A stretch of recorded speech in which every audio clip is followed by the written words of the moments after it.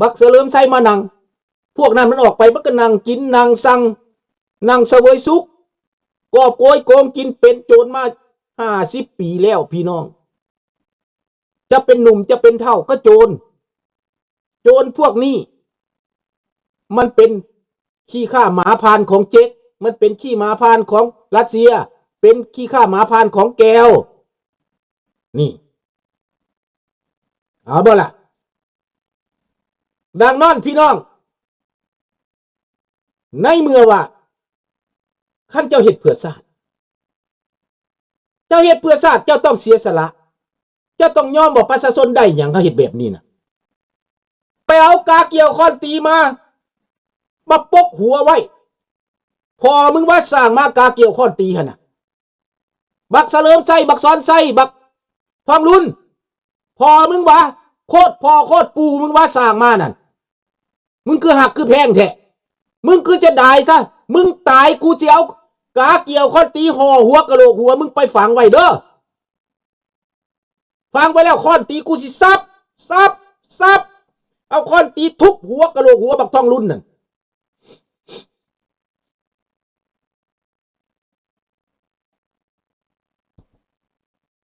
ให้มันซาใจเด้อพี่น้อง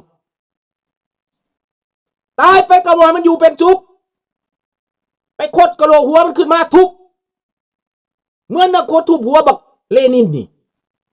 ตายไปปั้นหุบเป็นเล็กค้อนเขาก็ทุบเขาเบื่อเขานาย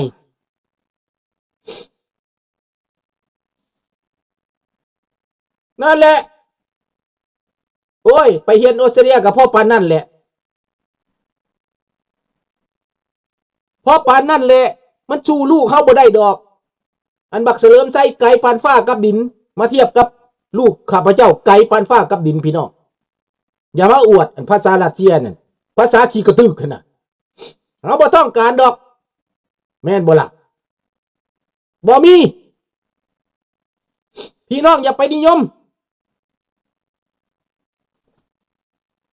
แป๊บเดียวได้พี่น้องเด้อ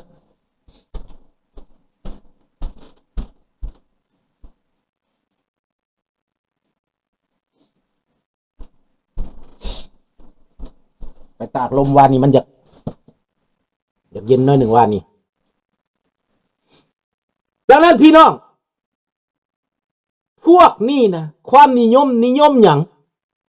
นิยมเผด็จการอำนาจนิยมนำแบบรัสเซีย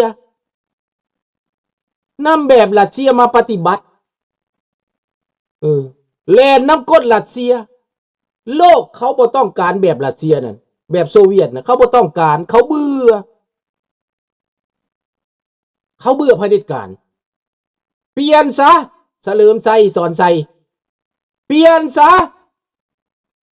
โอกาสที่ประชาชนจะให้อภัยนั้นมีอยู่โอกาสที่จะแก้ไขนั้นมีอยู่นี่แหละปี2026นี่นะเป็นของขวัญให้ประชาชนลาวทั้งประเทศนะประกาศซะยุบซะแก้ไขปัญหาซะเปิดในต่างประเทศเขามากวดสอบซะเปิดโอกาสให้มีการเลือกตั้งซะหยุดพรรคการเมืองน้ำเน่าสู้หั่นน่ะสู้เจียวไผมาก็คือเก่าหมาตัวเดียวผีตัวเดียวสแตกบ่อิ่มบ่เหลือกอบโกยกินประเทศนี่เฮาบ่เอามันเฮาบ่ต้องการแบบโจรนี่นะเฮาบ่ต้องการแบบเผด็จการนี่นะเฮาต้องการประชาธิปไตยประเทศลาวเป็นประชาธิปไตยอันมีพระมหากษัตริย์ทรงเป็นประมุขทรงเป็นหน้าเป็นตาของชาติของแผ่นดินด้วยความเคารพของต่างประเทศของนานาชาติของประเทศมหาอำนาจนี่เพิ่นบ่ได้มาเกี่ยวข้องกับการเมืองเพิ่นต้องการรวมไฟฟ้าประชากรให้อยู่ในความอยู่ดีกินดีอยู่ในเสรีภาพอยู่ในประชาธิปไตยอยู่ในอิสรภาพอยู่ในศีลกินในธรรมด้วยความเที่ยงธรรมนี่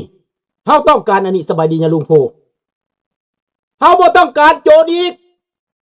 เฮาบ่ต้องการความชั่วความเลวแบบนี้อีกเฮาบ่ต้องการการใส่ให้ป้ายสี เฮาบ่ต้องการความแบ่งแยกอีกต่อไปพวกมันได้ปฏิบัติแผนการดีวิเซพวกมีอะไรนี่เห็นบ่ล่ะเฮาบ่ต้องการดังนั้นพี่น้องลืมขึ้นอีกพี่น้องในอเมริกาที่ฮักเสรีภาพและประชาธิปไตยขอเสียสละ 2-3 วันวันที่30วันที่28-30โนเวมเบอร์ท้ายเดือนนี้พวกทานไปให้มืดฟ้ามัวดินพี่น้องไปเลยขี่รถไปเบิดครอบเบิดครัวมืดฟ้ามัวดินไปสนับสนุนราชวงศ์ไปตบมือพื้อผ่าตบมือพระองค์จงเจริญพระองค์จงเจริญนี่สงสัยขนลุกพุ่นไหนย่อเอ้ยคนหนาวลุกพุ่นไหนคันได้ยินคำนี้น่ะพระองค์ทรงพระเจริญอยู่สิน่ะเขาบ่เอาแล้วโลกเผด็จการนั่นลาวแดงเขาบ่เอาแล้วเฮาต้องการพระมหากษัตริย์ที่เป็นประชาธิปไตยเฮาต้องการพระมหากษัตริย์ที่ฮักพ่อแม่พี่น้องประชาชนเฮาต้องการพระมหากษัตริย์ที่มีประสบการณ์เป็นอพยพหลบภัยหนีจากคือพวกเฮานี่น่ะเพิ่นก็พัดภาคบ้านเกิดเมืองนอนสุดแสนทุกข์ทรมานเฮาทุกเท่านึงเพิ่นทุก100เท่าพันเท่าเฮาต้องเข้าใจหัวอกคนลาวเฮาเศร้าเหยียบยามกันเด้อเศร้าดูถูกกันเด้อ where this event going to be held to be held มื้อเด้ออยู่ซักกาเมนโตเด้อเดียลาวลานสร้าง Association บ้านjoining County Stockton California เด้ออยู่ Stockton County Stockton this year make the 50 years anniversary of the Hmong Mien Lao community มันอ่านบ่ได้มันตัวน้อยเอ้ยแต่ว่าจัดอยู่ Stockton เด้อ Stockton County พี่น้องแล้วก็อันอามิโกะก็ได้บัตรเชิญมาอย่างแรก VIP แล้วก็ฮู้จักบอลอยู่แล้วเป็นหยังเพราะว่าเฮาไปสนับสนุนพระองค์ให้พระองค์มีประชาชนให้พระองค์มีประชากรหุ้มห้อมให้โลกเขาเห็นนี่ให้คนลาวน่ะเข้มแข็งเสียสละเท่านั้นบ่ได้บ่เฮาต้องเสียสละไปมันเป็นโอกาสที่เฮาจะต้องไปหาเพิ่นไปห้องคำว่าพระองค์ทรงพระเจริญปาดโตพี่น้องเอ้ยมืดฟ้ามัวดินคักๆสุดเจ้าเอ้ยลาวแดงทูตลาวแดงนี่เจ้าได้ก็หำโหดคักๆหำโหดตัวแตกบักทูตนี่หำโหดตัวแตกเลยพี่น้องแม่นแล้วแคลิฟอร์เนียสเตทแมนนะรง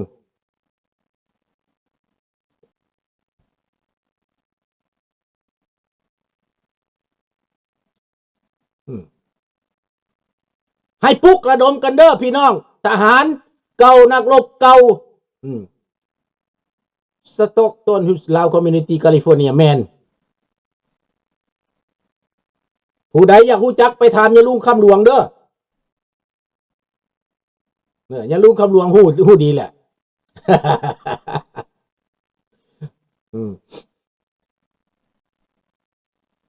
สบายดีประยุนสบายดีเบิดทุกท่านทุกท่านเด้อพี่น้องเด้อ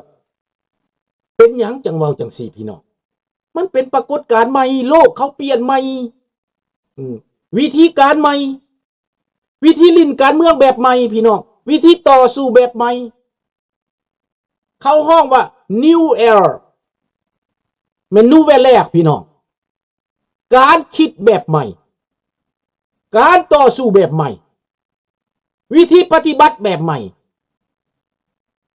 ศัตรูหลับบ่ได้แนวนี้นะอาวุธแบบนี้ศัตรูหลับบ่ได้หลับบ่ทันลิงน้อยเอ้ย ศัตรูรับบ่ทันสายฟ้าแลบสายฟ้าแมบแบบนี้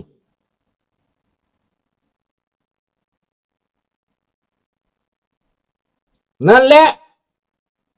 พระองค์สง่างามอยู่แล้วเฮาเพิ่มบารมีนำพระองค์นะเฮาเป็นผู้คอนทริบิวเฮาเป็นผู้ประกอบส่วน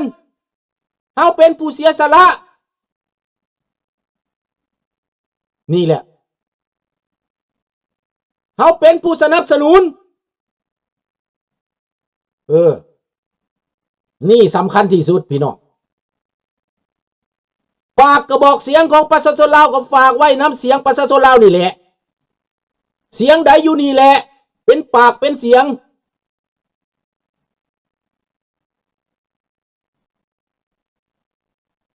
แมนน้องธนพร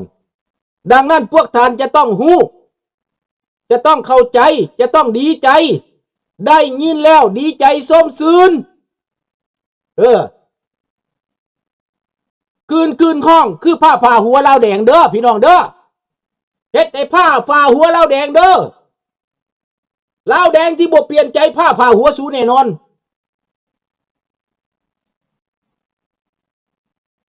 ถือทุ่งสร้างสามหัวไปเบิดทุกคน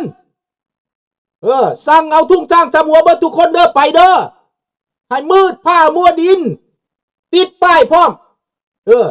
ทรงพระเจริญลองลายว่าเปล่าคิงโลดเด้อผู้เจ้าเด้อ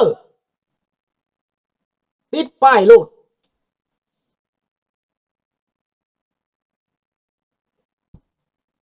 เด็กน้อยผู้สาวผู้เฒ่าก็ติดป้ายว่า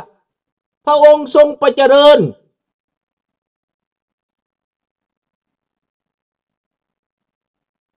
นี่จะตาว่าลุงอย่าเว้าแห้งหลายใครสิแตกว่าซั่น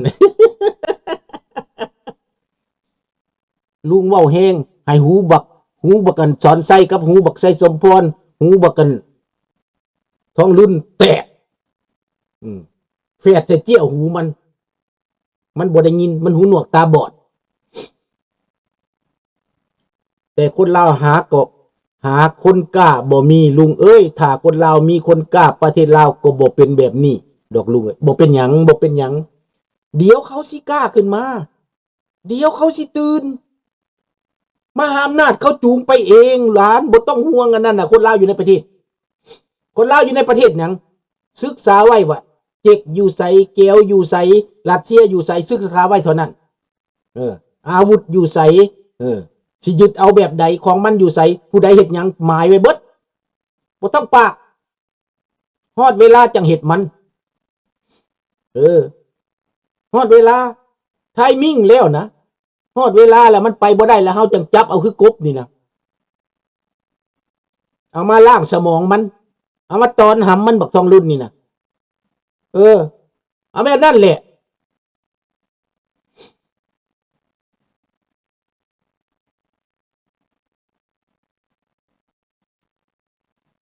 บ่ต้องบล็อกกันเด้อพี่น้อง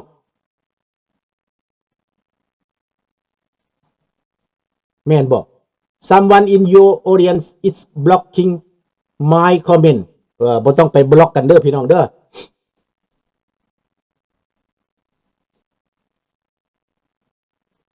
ดังนั้นพี่น้องสบายดีท่าน KC เนาะให้มีจิตใจกว้างขวางเอื้อเฟื้อเกื้อกูลให้ร่วมมือกันอย่างขนาดใหญ่เด้อพี่น้องเด้อคนอีสานอยู่อเมริกาก็ไปคือกันเด้อพี่น้องครับช่วยกันไปมีหลายอยู่ดอกมีหลายในแคลิฟอร์เนียแห้งหลายให้ไปนี่แหละพี่น้อง